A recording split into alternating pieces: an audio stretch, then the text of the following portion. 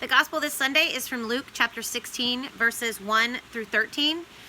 And it's the parable of the dishonest steward. And it's really a story about someone going above and beyond to be dishonest, to cheat, to lie, and to steal. To protect themselves and not really care who they hurt in the meantime.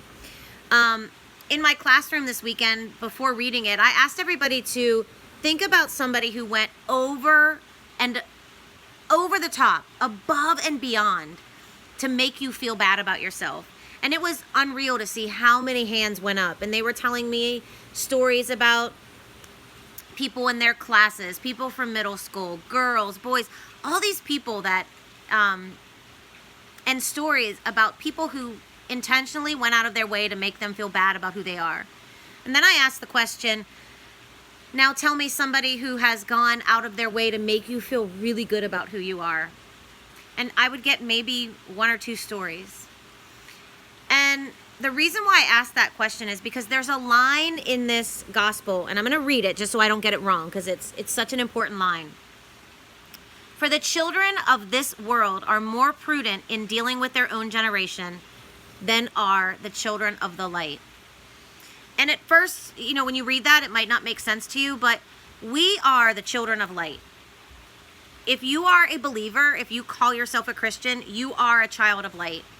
And this line in this gospel is reminding us or pointing out to us that this generation, we are working so hard, or we are willing to work so hard to divide.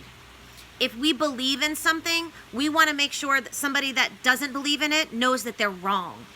If we have passion towards something, or we really carry a deep belief, it doesn't stop at just believing that. We have to make sure that other person that might believe the opposite feels bad about what they believe. And it's become an epidemic to not allow people to believe and to go out of our way to condemn or tweet or take a picture on Snapchat or Instagram and show that someone else is wrong because of the way in which they believe. And then we have our believers in Christ and the people that are supposed to be showing love and kindness and goodness and forgiveness and acceptance. And we're really not working that hard to show it.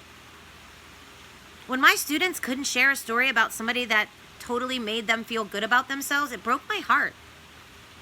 Where are the children of light? At the end of this gospel, Jesus says, you cannot serve two masters.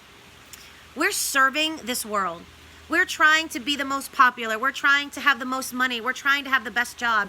And we are losing our sense of self.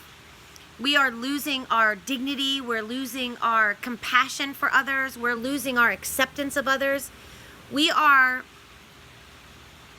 becoming a part of the world that isn't pretty. So my challenge to you is, if you are a child of light, if you are a believer, if you are somebody who believes that God is your creator, then live like it.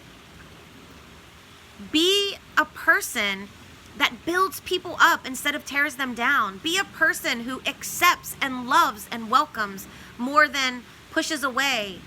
Be a person who seeks unity instead of such division. We really need that in our world. And if not the children of light, if it doesn't come from the children of light, then who's going to do it? So I know I'm going to do that this week. I'm going to make sure that I love a little harder, that I am a light in somebody else's life this week. So I hope you can join me. Have a great week.